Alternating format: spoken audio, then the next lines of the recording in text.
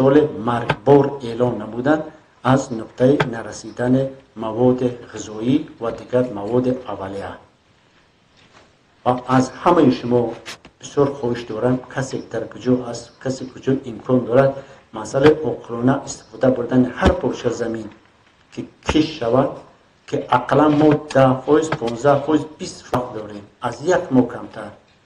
بسیار بهار فریب کننده آمد، خیلی سرد آمد و یک چند روز انا گرم شد. وقتی که حرارت هوا از 18-20 درجه بالا رفت دیگر بغیر از کشت بعض موادهای سبزوات یگان چیز کشت کردن نمیتونه.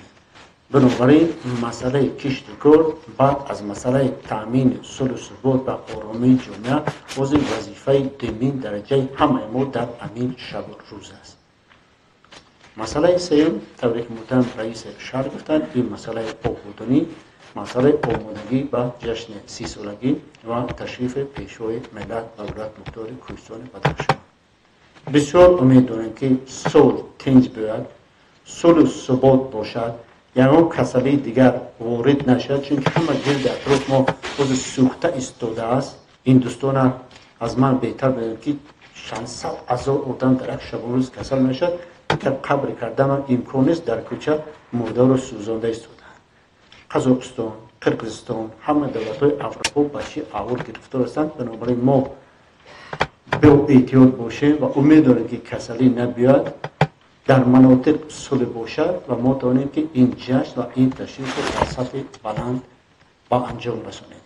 باز این کارهای سازندگی قریب در همه جا رفته ایستاده است و این کارها ادامه دهید. پیشوای ملت خودشون گفتن که حاضر دوره طلایی است برای همه نفرانی که میخوان یگان چیز رو سازند، یگان استحصالات رو برامونند، باغ بنیاد کنند، دیگر کنند. حتی گفتم تصادف قدرتی با نروید اگر نپرسید که از کجا پول یافتی. و کسی که پول هم داشته باشد و تازه در قید نیست، در قانون خود گفتن که در مدت 1 سال اجازه داده شد که هر کسی که مبلغ داشته است و مبلغ امروز رسمی نکرد بیاید به یگان مشکلات رو رسمی کنید. بعد بررسی و محاکمه روزنامه مشورت وسیع، رئیس ولایت مختار کوهستان بدخشان جهتی در سطح بلند تشکیلی و عمومی برگزار نمودن جشن 30مین سالگرد استقلالیت دولتی جمهوری تاجیکستان وظیفه گذاری نموده قرار دخلدار قبول گردید. соҳаи маориф яке аз самтҳои афзалиятнок дар сиёсати созанда ву бунёдкоронаи асосгузори сулҳу ваҳдати миллӣ пешвои миллат президенти ҷумҳурии тоҷикистон муҳтарам эмомалӣ раҳмон мавқеи калидӣ дошта роҳбарияти олии мамлакат ҷиҳати баланд бардоштани сифати таълим дар муассисаҳои таълимӣ ва таъмини шароити арзанда дар ин соҳаи ҳаётан муҳим аз тамоми имкониятҳо истифода менамояд. самараи неки ҳамкориҳои ҳукумати ҷумҳурии тоҷикистон бо шарикони ҳамкор буд ки марҳилаи чандум барои беҳбудии сифати таълим дар муассисаҳои таълимии қаламрави вилоят, техника ва муҳимоти лозимии хониш бо дастгирии молиявии шарикони рушд дастрас мегардад. ин навбат низ раёсати маорифи вилояти мухтори кӯҳистони бадахшон аз ҷониби шарикони рушд дар доираи ҳамкориҳои мутақобилан судманд дар самти таҷҳизондани муассисаҳои таълимӣ бо аёнияти хониш, технологияи ҷадид бархурдор гардида тақсимоти ин муҳимот ба муассисаҳои таълимии қаламрави вилоят идома дорад. رشد معارف در محور سیاست اساسگذار صلح و وحدت ملی پیشوای ملت پرزیدنت جمهوری تاجیکستان مقام ارزنده دارد و چه که تاکید کرده شده است همکاری ساحه معارف من جمله وزارت معارف و علم جمهوری تاجیکستان با همکاران و شریکان رشد باید منتظم در راه مانده شود. امروز ما دیده ایستادیم که در ریاست معارف ولایت مختار کوهستان بدخشان فوند تاجیکستانی آقاخان عاید به معارف در بعض مؤسسات تحصیلات عمومی ولایت مختار کوهستان بدخشان که آنها 41 عدد را تشکیل می‌دهند، یعنی با نام مکتب‌های تکیه‌گاهی، از لحاظ تمام موادهای تعلیمی، تجهیزات‌های زمانوی، کتاب‌ها، پلاکت‌ها برای جهازاندن کابینت‌های فنی روی کار آورده شده است. باید قید کرد که به همین وسیله باز هم در مؤسسه‌های تحصیلات عمومی ولایت مختار کوهستان بدخشان صفت تحصیلات بهتر می‌گردد. چه خیلی که در نمایش دیده ایستاده‌ایم در اساس دستور به واسطه راهبر دولت رو آوردن به آموزش 20 ساله فن‌های طبع‌شناسی، دقیق و ریاضی، تمام کتاب‌هایی که امروز من به معرض تماشا گذاشته شده است شهادت از آن می‌دهد که برای عملی نمودن رشد فن‌های تبسمی دقیق و ریاضی برآورده شده است.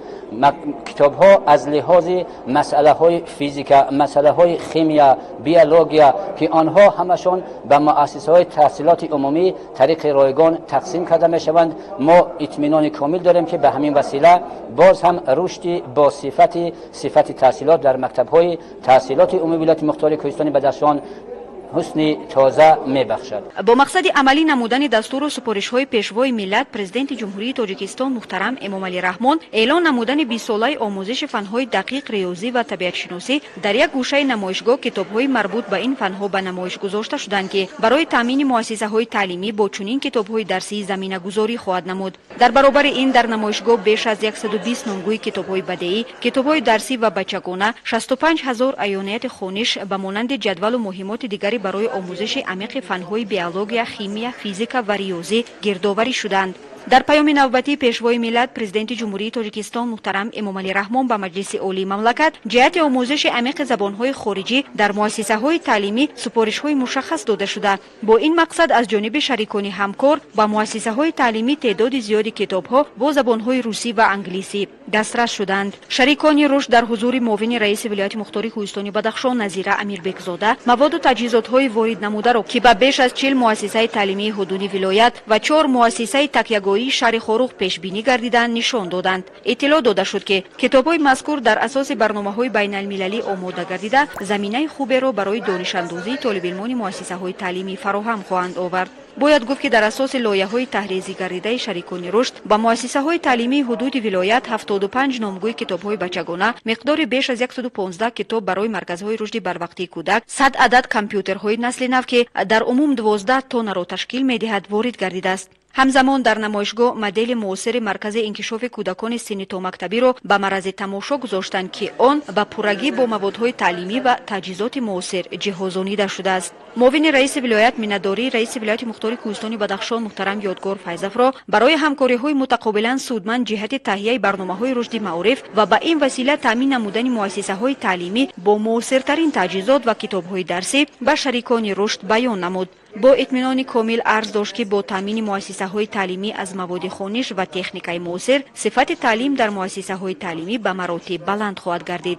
تجهیزات وارد شده میان مدیران شعبه‌های معارف شهر خاروق و ناحیه‌های ولایت از جانب دیرکتور فوند تاجیکستانی آقاخان و معاون رئیس ولایت مختار کوهستان بدخشان تقدیم کرده شد. مؤسسه تعلیمی مکتب رقم دوم به نام دولت علی شعبدالوف شهر خاروق یکی از مؤسسه‌های پیشقدم دانسته شده، طالب علمان آن در المپیاد و آزمون‌های فنی فعالانه شرکت داشته نتیجه‌های بهترین را در سطح جمهوری صاحب می‌گردند. گروه کاری از وصل و نصب تجهیزاتی که از جانب شریکان رشد به مؤسسه نمونوی دسترس گردید شناسایی پیدا نمودند. آموزگاران مؤسسه تعلیمی از فراهم گردیدن شرایط معاصر برای تجهیزاندن کابینت متدی مؤسسه نام برده با لوازمات خوانش و تکنیکای معاصر منتداری بیان نموده وعده دادند که سطح و صفت تعلیم را در مؤسسه تعلیمی از این هم بلند خواهند برداشت. سپس گروه کاری از نصب مدل نو مرکز انکشاف کودک در مؤسسه تعلیمی نمونوی دیدن نمودند. مهیا نمودن شرایط ارزنده به نسل نورس امکان میبخشد که کودکان در درس خود را آزاد حس نمایند و به این وسیله از تعلیم خوش صفت برخوردار گردند. بعد بازدید از مؤسسه نمونوی در تالار مقامات اجرایی حکومت دولتی ولایت مختار کوهستان بدخشان معرفی فعالیت‌های برنامه‌های شریکان رشد برگزار گردید که در کار آن رئیس ولایت مختار کوهستان بدخشان یادگار فیض‌اف اشتراک و سخنرانی نمودند. رئیس ولایت از همکاری‌های متقابلا سودمند مقامات ولایتی با شریکان همکار عرض سپاس نمود. با یادآوری از سخنان پیشوای ملت پرزیدنت جمهوری تاجیکستان محترم امامعلی رحمان رئیس ولایت مختار کوهستان بدخشان ابراز نمود که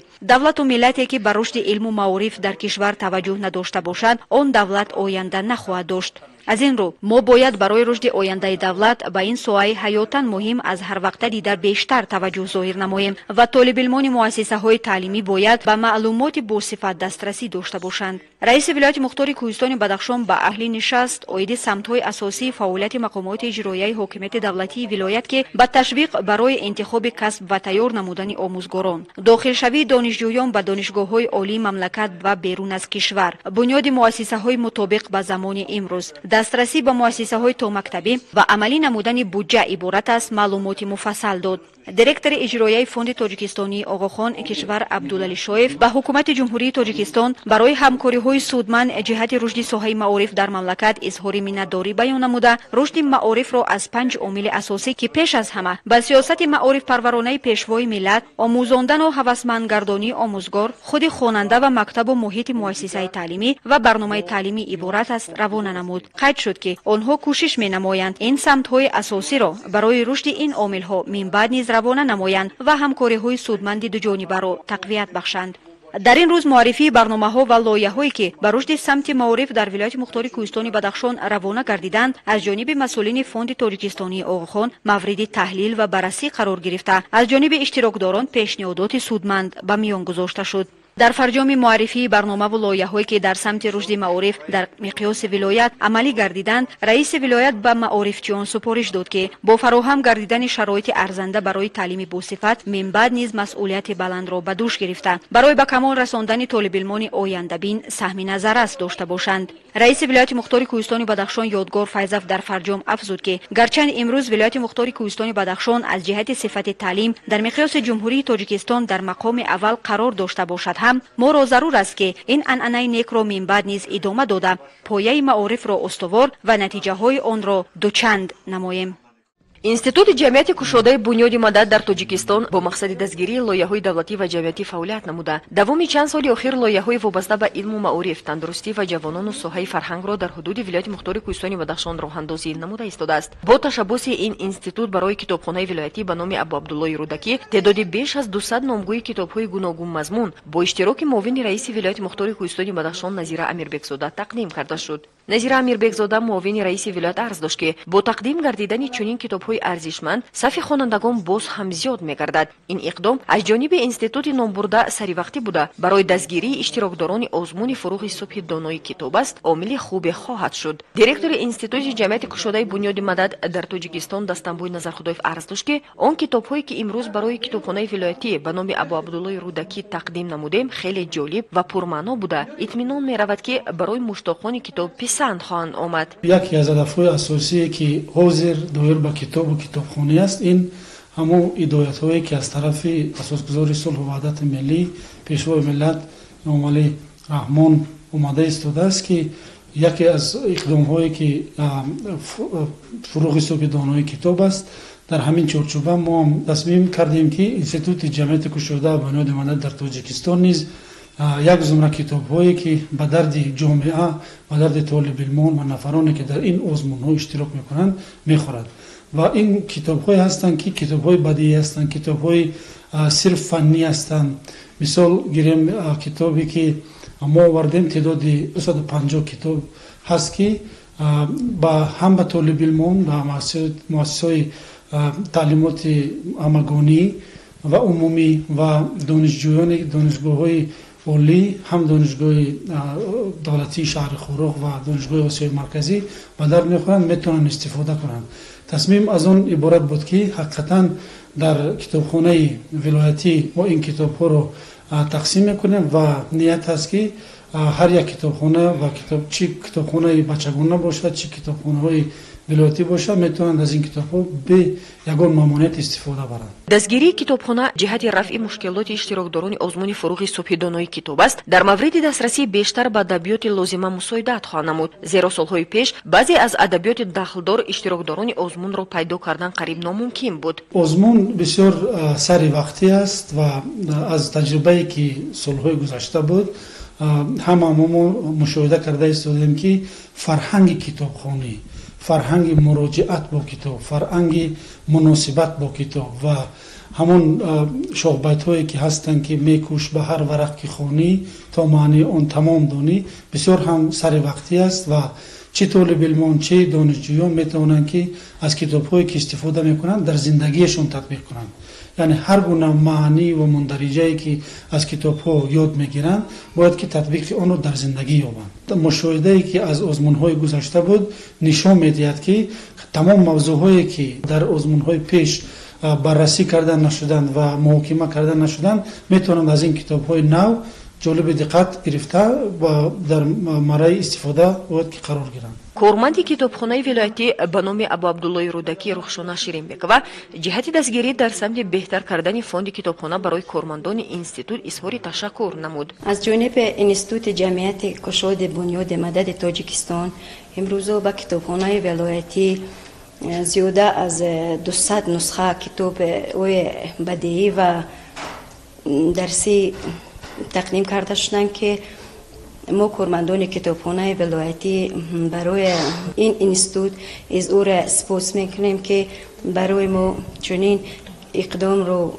روی دست آوردن. چنین اقدام نه تنها برای کارمندان کتابخانه ولایتی بلکه برای کتابخانه‌های دانشگاه دولتی خاروق به نام مانشو نظرشویف و دانشگاه آسیای مرکزی نیز راه‌اندازی گردید.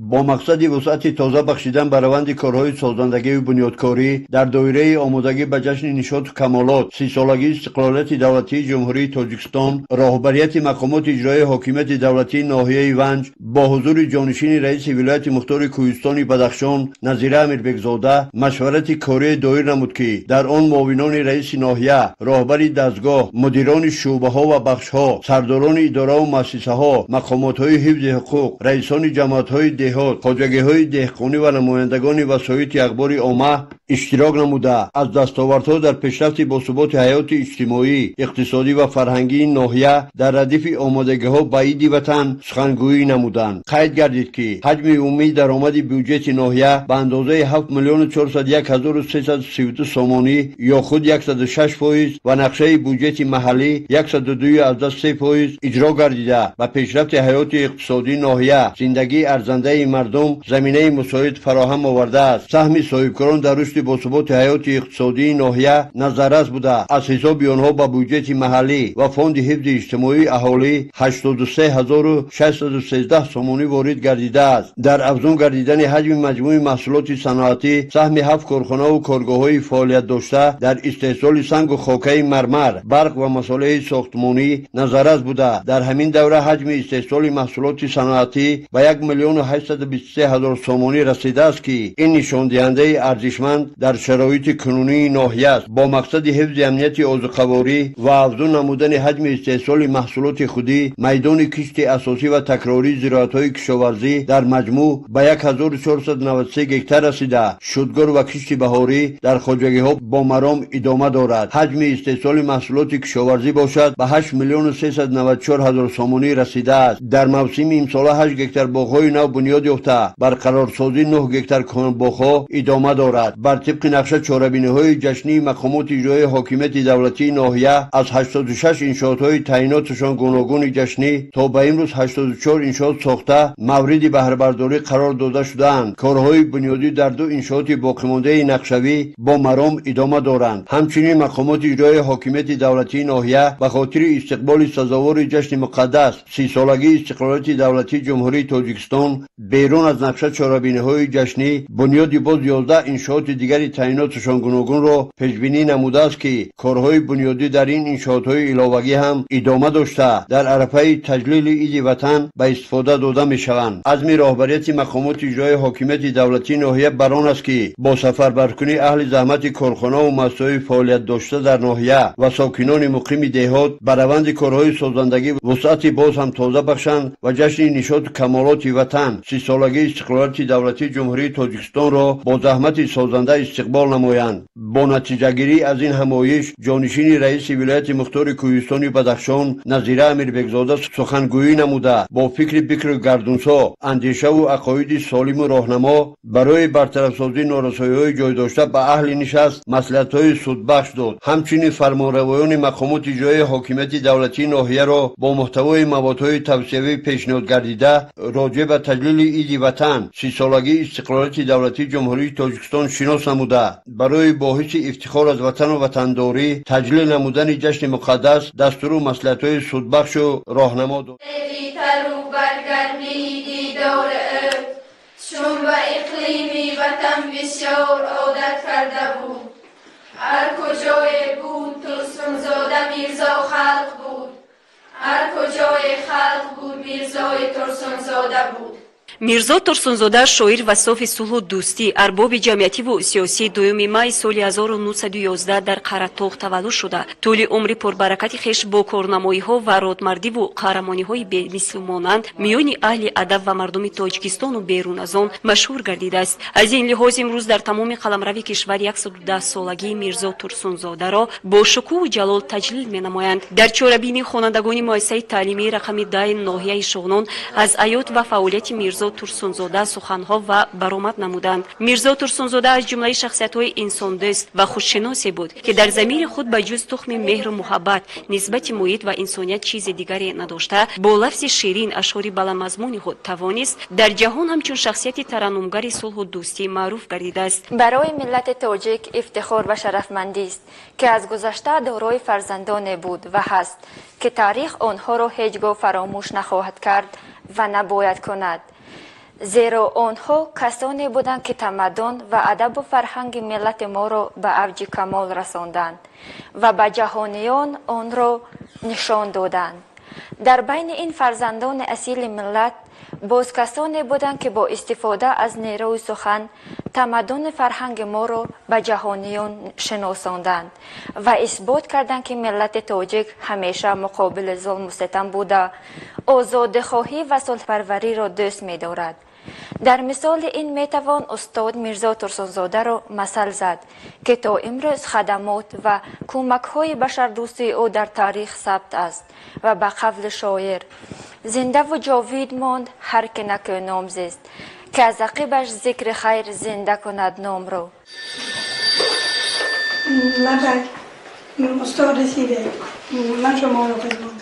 ҳамзамон аз ҷониби толибилмон саҳнача аз ҳаёти мирзо турсунзода ки васфи зан ва муҳаббати амсарро тараннум менамуд манзури иштирокдорон гардид. ҷони ширин ин қадар ҷангам макун, ин қадар беҳуда дилтангам макун, гашта гашта дар сафар боз омадам, боз дар назрата парвоз омадам. ҳар куҷо ки хоб кардам хестам, ҳар куҷо ки буд ҷои зистам, ин дили ман манзили ёди ту буд, ёди рӯи уснободи ту буд. конфронс бо тамошои филм ки дар он ҳаёти ин абармард ва дигар шоирону нависандагон инъикос ёфта буд ҷамъбаст гардид. дар филми мазкур бузургиву матонати устод мирзо турсунзода нишон дода шуд. омезгори муассисаи таҳсилоти миёнаи умумии рақами 10 ноҳияи шоҳнон гулнисо ҷонбобоева дар фуроварди чорабинӣ иброз дошт ки бузургдошти ин шоири зиндаёд ки ба 30-умин солгарди истиқлолияти давлатии ҷумҳурии тоҷикистон рост омадааст боиси ифтихору фараҳмандии ҳар як фарди шарафманду миллатдӯст ва фарҳангпарвар мебошад, зеро мирзо турсунзода шеърҳову достонҳоеро эҷод намудааст ки онҳо мавзӯи ватандӯстиву сулҳпарвариро доро буда аз меҳру муҳаббати бепоён нисбати ин ватани азиз тоҷикистон дарак медиҳад. дар паёми навбатӣ президенти ҷумҳурии тоҷикистон муҳтарам эмомалӣ раҳмон ба маҷлиси олии ҷумҳурии тоҷикистон дар хусуси донишандӯзӣ аз худ намудани забонҳои хориҷӣ аз ҷумла русӣ ва англисӣ ба вазорати маориф ва илми мамлакат дастур дода шуд ки ҷиҳати шароити мусоид фароҳаму баъдан барои кӯдакону наврасон дар муассисаҳои таълимӣ диққати аввалин дараҷа дода шавад. дар ошияи ин дастур имрӯз кормандони бохшаи рақами 3 барои фаро гирифтани тарбиятгирандагон ба омӯзиши забони англисӣ иқдом гирифтанд. дар ин ҷо қаблан низ ба омӯзиши забонҳои хориҷӣ таваҷҷӯҳ зоҳир карда мешуд, вале имрӯзҳо нисбати ин иқдом диди дигаре роиҷ гардид. кӯдакон дар дарс бо забони англисӣ ҳарф зада ба саволҳои муаллима ҷавоб медиҳанд. One little monkey, two little monkeys, three little monkeys live in the zoo. One little monkey, two little monkeys. девори забондонӣ ва забони англисӣ муошират намоянд. кӯдакон аллакай бисёр луғатҳо, шеърҳо ва то андозаи муошират карданро бо забони англисӣ ёд гирифтанд. What season is it? It is spring. It is spring. Excellent. Alita, which month is it? April. It is April. It is spring and it is April. Anis, is it cold? No. омӯзгорон кӯшиш бар он доранд ки тамоми нозукиҳои ин фанро ба кӯдакон омӯзонанд. онҳо кӯдаконро бо роҳи рост ҳидоят намуда аз ҳар яке онҳо зиракиву доноиро талаб менамоянд. зеҳни кӯдакон ниҳоят тез мебошад. ман таи чанд сол аст ки дар кӯдакистони рақами 3 шаҳри хорух به حیث معلمه زبان انگلیسی کار میکنم. اینها کودکان خیلی بالای اوقات میباشند و من خیلی خوشحالم که با همین کودکان کار میکنم. برای اون که زبان انگلیسی اوزر در دره ما خیلی مهم است و برای این کودکان زبان انگلیسی تخصصی برای آینده می باشد که اونها می توانند با خوبی زبان انگلیسی رو از زمین کودکستان سر کرده در دیگر مؤسسه های مکتبی می توانند زبان انگلیسی رو همچنین آموختن. کودکان با زبان تاجیکی معاشرت خوب دارند که این بحری از خود نمودن لغت و عموما زبان خارجی مساعدت کامل می نماید.